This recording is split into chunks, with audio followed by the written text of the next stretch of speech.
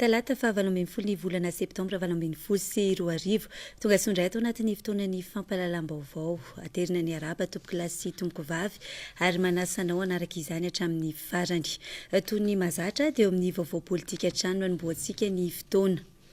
Efa fantatra izao ny konty ahafahana mandray anjara amin'ny fanohanana ny kandida marika ravalomanana hiatrehana ny fifidianana ho filohan'ny repoblika amin'ny 7 Novambra ho avy izao.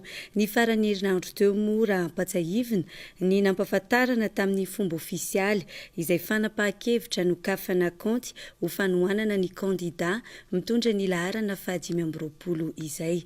Arina Rabe Mananjara no mitatitra ny vaovao. Araka izany dia ireto ny konty efa misokatra azahoanao mandray anjara amin'ny fanohanana ny kandida marika ravalomanana amin'ny fiantrehana ny fifidianana filoham-pirenena amin'ny 7 Novambra 2024. Mvola plus 261 34 80 332 24 BOA 0009 05 000 1571670000136 Comité de soutien à marika ravalomanana. Raha mila fanazavana fanampiny kosa dia ireto ny laharana azonao antsoina plus 261 33 11 191 77 plus 261 34 47 754 30 plus 261 32 54 347 22. Hoporofoitsika rehetra indray fa ny miasa miaraka ny fahombiazana mankasitraka antsika sahady amin'izay afanampotsika. Vaovao mifandray amin'ny fifidianana kosa indray no anohizantsika ny fotoana. Kandida ho filoham-pirenena iray no nanao dokam-barotra teny amin'ireny takelaka fametrahana dokam-barotra ireny no ny taraina no ny fangatahany komina Antananarivo renivohitra ny analana izany. Namaly avy hatrany moa teo anivon'ny komina fa voararany lalàna ny fanaovana dokam-barotra momba ny fifidianana eny amin'ireny takelaka ireny. Tsy io kandida irery io no nahazo fampitandremana fa ireo rehetra izay efa nanao izany. 420 ora moa no nomena ireo tompony takelaka mba hanalana izany. Izy kosa ny fepetra ho raisina raha mandika io fepitona io. Edena Eliasy Manorandre Malala. Nampiantso mpanao gazety io maraina io ny kandida ho filoham-pirenena iray no ny fangatahana nalefa ny komina Antananarivo renivohitra ny amin'ny tokony analana ireo dokam-barotra mirantiranty eny amin'ny takelaka fanaovana izany na ny panneau publicitaire.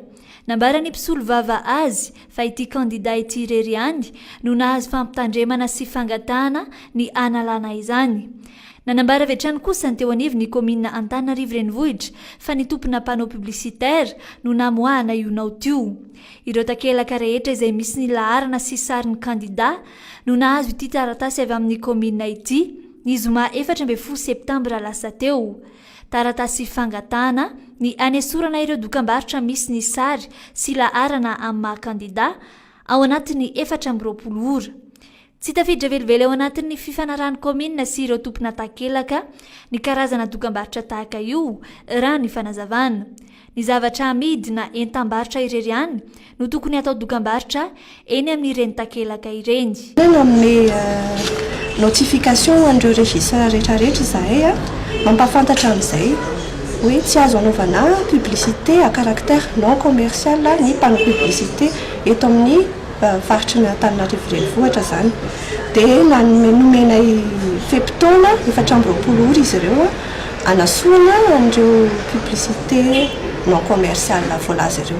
Rehefa vita ny tapitra ny fepitona izay nomenay dia iroso amin'ny fanesorana ireo panneau tsy manaraka an'izay notification zay. Raha vantany vao maharay io taratasy io kosa ny tompona panneau publicitaire dia anjaran'izy ireo avy hatrany no manala mivantana ny dokam-barotra mipetaka amin'ny takelaka fa tsy anjara ny komina velively akory. Tsy misy idiran'ny komina ihany koa ny fifanarahana arabola efa vitan'ny tompona takelaka sy ireo mpampanofa ny takelaka. eo amin'ny vaovaon'ny fandriam-pahalemana kosa indray ho toy ny entsika tsoina hoe iray volan'ny famontsoran-keloka dia nanamafy hatrany ny teo anivon'ny ministeran'ny fiarovam-pirenena miaraka amin'ny ministeran'ny atitany ny amin'ny tokony hamerenana aingana ireo fitaovam-piadiana tsy ara-dalàna ho an'ireo izay mitahiry izany. Mahery ny eninalina ireo manana taratasy ara-dalàna momba io fitaovam-piadiana io raha ny tatitra navoakan'ny ministeran'ny atitany androany.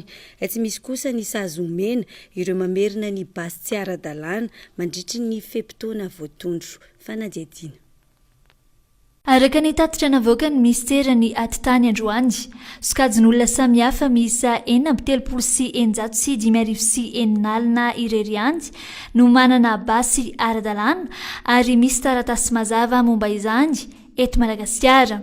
Noho izany, izay basy rehetra tsy ara-dalàna tsy ananana taratasy mazava ny fananana azy na anamboarina tanana io na nafarana avy any ivelany na hita teny rehetra teny dia omena iray volana ireo izay mitahiry izany mba anatitra io fitaovam-piadiana io eny anivon'ny mpitandro filaminana.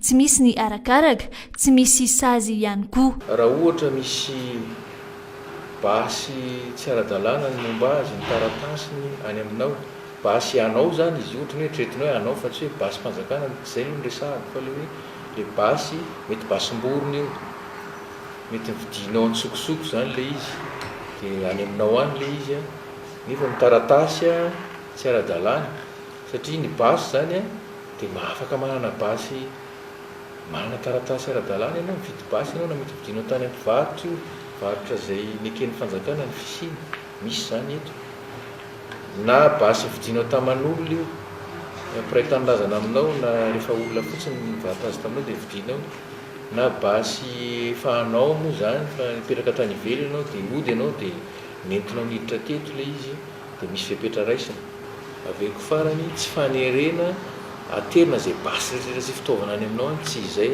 no takiana fa fanentanana mba ho ara-dalàna satria manana zo manana basy arak'izay basy tokony hotazominy ny olom-pirenena. Azo atao tsara ny mampiditra ireo basy tsy ara-dalàna ireo ho ao anatin'ny ara-dalàna raha toa ka misy manatitra izany ka te anana ity fitaovam-piadiana ity. Ny basy artizanal na namboarina tanana irery ihany no tsy maintsy dorana fa tsy azo ampiasaina. Entanana koa olona zany fa ny tanana anankiray zay hoe andana manantona ny tompon'andraikitra mba ho lasa ara-dalàna ilay taratasy ny basinao le basy anao io fa tsy basy mpanjakana dia eo koa le hoe raha ohatra ka tsy mbola nanavao ianao an'ilay fahazon-dalana dia mandehana manavao izy fa tsy misy arakaraka tsy misy fanadidiana atao aminao na fitazomana anao tsy misy sazy atao aminao fa izay fotsiny takiana aminao zay. Rehefa tapitra kosa ny fepitoana nomeny ny fitondram-panjakana miaraka amin'ny ministera ny anaterana izany dia miatra avy hatrany ny sazy ho an'ireo mbola tratra mitazona sy mitahiry ity fitaovam-piadiana tsy ara-dalàna ity. Hatreto aloha mbola tsy voafaritra mazava ny isan'ireo fitaovam-piadiana ny paritaka manerana ny nosy.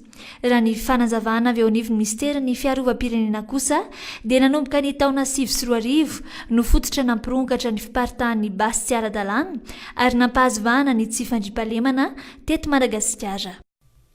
Anisan'ny firenena mbola manana ny tapam-pidiran-ketra ambany raha i Madagasikara.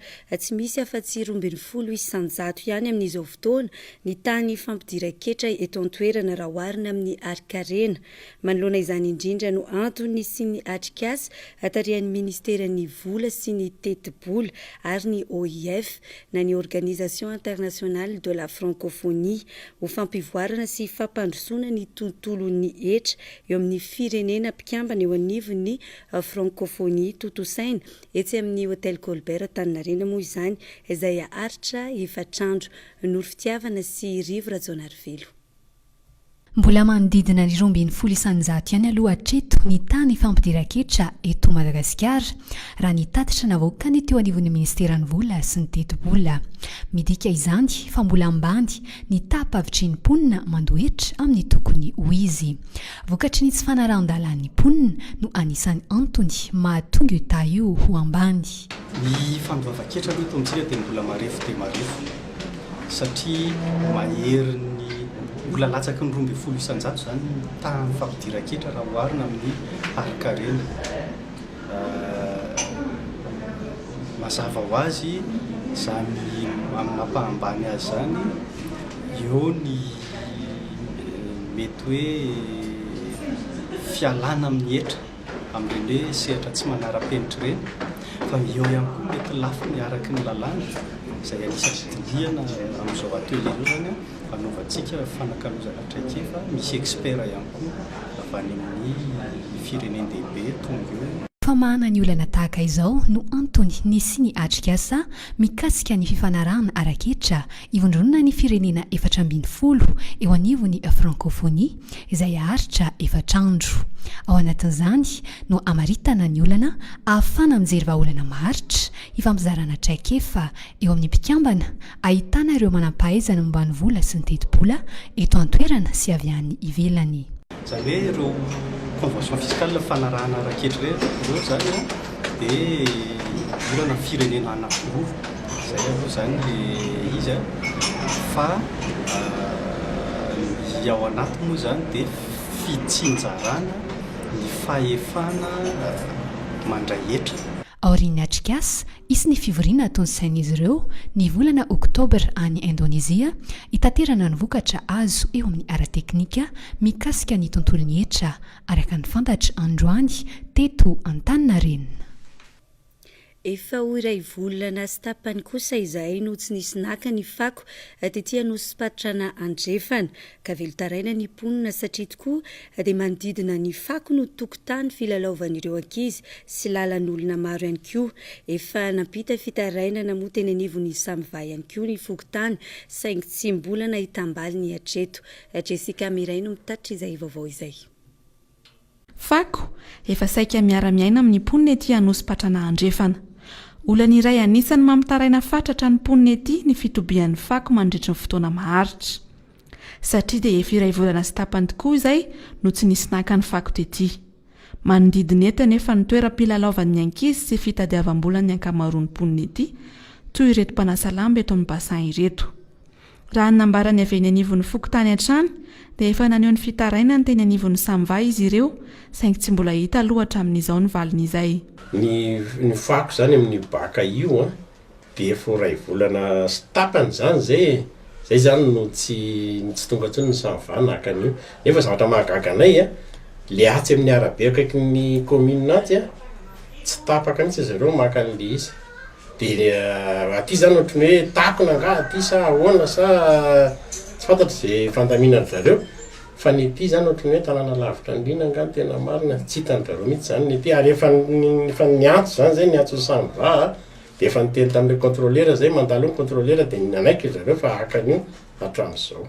Ny fipetrany zany dia drona le izy ngambany drona nanaovanay azy fa tsy hitany antsony zevitra satria le collecteur anay zany maka an'le fako any elakelan-tany ao dia tsy azo atao hoana fa tsy maintsy ateriny eo ihany fa doranay sisa nefa ran'ly satria efa menomenina dolo le vahoaka efa nisy nanango tsy mihitsy ary. Anisany mampametra-panontaniana ny mponina ety ihany koa dia tonga maka ny fako ety Anosipatrana ihany ny Samva saingy ilay manamorona ny arabe pavé ambadika tsy nanany MBS iny ihany no alain'izy ireo fa tsy ity akaiky ny fokotany ity.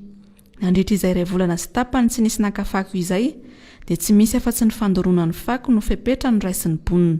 Zany vahoaka amin'ny fokotanina Anosipatrana andrefana tena mijaly zay mijaly manana ankizy be da be mihitsy zay vakansy ny ankizy tsy manana manjanana mitsangatsanga mandeha manao vakansy fa eto tanàna ihany dia eto tia ny tanàna malalaka mba azahoanay miaina ny ankizy miara-miaina amin'izao ordira tsy voafia mihitsy le ankizy hoe ambelahy na izao mpiandro baka an'izao ordira tsy misy ny ordira miparitaka atrany ala mivato miakatra ka hatrany amin'ny trano 5 eto Anosipatrana andrefana mandeha any Anosipatrana Atsinanana nefa misy baka an'izao ordira misy mamea hoe tsy mahazo manary za zao am'le zordireto anosipatsana dia marary mihitsy ny zanako retsaretsa zao nentina dokotera am'le fofona zany tsy zaka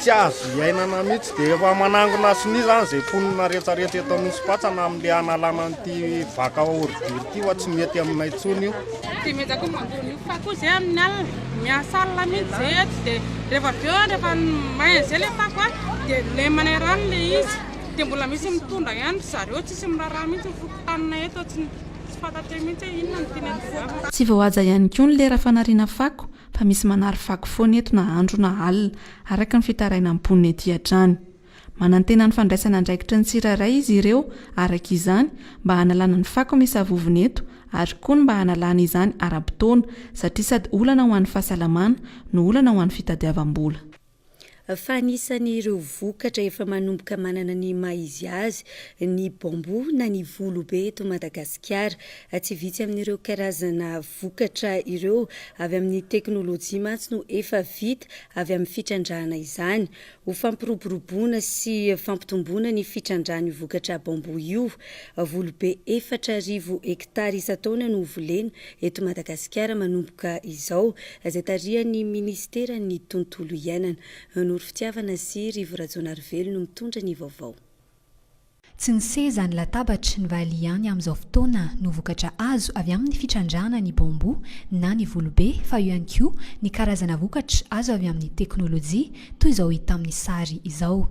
Ankoatra izay, anisan'ny vokatra miaro ny tontolo iainana ihany koa ny bambo tafiditra ao anatin'izany ny fiarovana ny nofotany sy ny tahirin-drano, eo koa ny fampidiana ho ala ny taningazana. Ny bambo zany amin'ny environnement dia zavatra noentina ao a ny resaka carbone zany hoe séquestration de carbone zany hoe le amin'ny fiovavan'ny toetrandro dia ny faharoa eo amin'ny fiarovana ny nofotany sy ho lasany rivotra zavatra anankiroa izy eo amin'ny environnement ary ny fahatelo a le bambo ason'ny hazo dia maniry aingana dia aingana dia tsy voatery hanapaka azy tsony zany tsika rehefa manana kitay sy voasonony ary hitanareo ny zava-bita amin'ny eto fa zay vita amin'ny hazo rehetra ho fiarovana sy ho fikajiana ny tontolo iainana fanamby napetraky ny eo anivon'ny ministera ny tontolo iainana sy ny fikambanana iray ny ambolena bambo na ny volobe 4,000 hektara eto Madagasikara manomboka eto hatramin'ny taona 2024 fa ao anatin'ity éducation sy ny ministera ny tontolo iainana prospérer ny baly atao anatin'ny atao hoe accord de dia manaiky ny Madagasikara fa amboly 4,000 hektara isan-taona marapahatonga ny 30 marina moa fa any amin'iny faritany ny Toamasina Mahajanginy no tena ahitana ny bambo na ny volobe maharitra eo amin'ny 70 hatramin'ny 80 taona eo ny faniriny raha ny fantatra androany teto Antaninarenina. Ankasitrahana tompoko lasy sy tompoko vavy ny fanarahanao ny vaovao hatramin'ny farany dia mametraka ny veloma mandra-piona manome fotoananao amin'ny rapitsy toy izao indray.